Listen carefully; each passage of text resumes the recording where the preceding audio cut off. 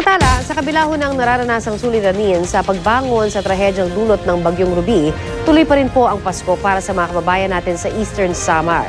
Mula naman sa Borongan City, Eastern Samar, may ulat on the spot si Jay Sabale. Jay? Matapos nga manalasa ang Bagyong Ruby, dito sa may Eastern Samar, pilit pa rin ipinagdiwang ng ating mga kababayan ang Pasko.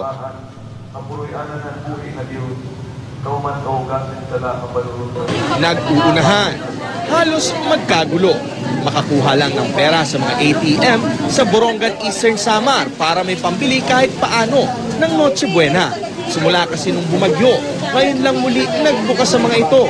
Okay lang. Yun lang, ang problema lang dito kasi panay offline. Kasi binagyo eh. Naiintindihan niyo pa ba yung pila niyo?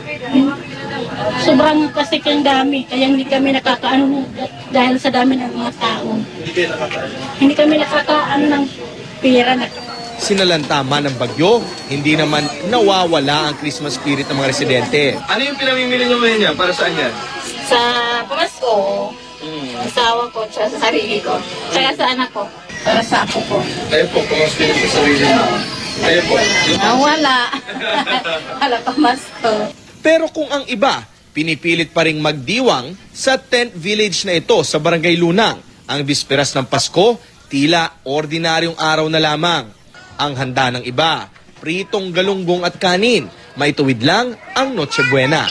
Sa ngayon, ang mas mahalaga, sama-sama pa rin nilang sasalubungin ang Pasko. Sana lahat po kami dito sana magkaroon man lang ng kaunting sasalusaluhan bilang paggunita ng Pasko, Kapaskuhan hanggang sa bagong taon. Unti-unti na nga bumabangon ang ating mga kababayan na nasalanta dito sa may Eastern Samar. Ang kanila na lamang ginagawa ay inaayos sa kanilang tahanan, pero ang kanilang pinakapangamba ay ang kanilang kabuhayan na ito nga nasira ng Bagyong Ruby. At yan muna latest mula dito sa Eastern Samar. Balik sa iyo, Connie. Maraming salamat sa iyo, Jay Sabale, at Merry Christmas!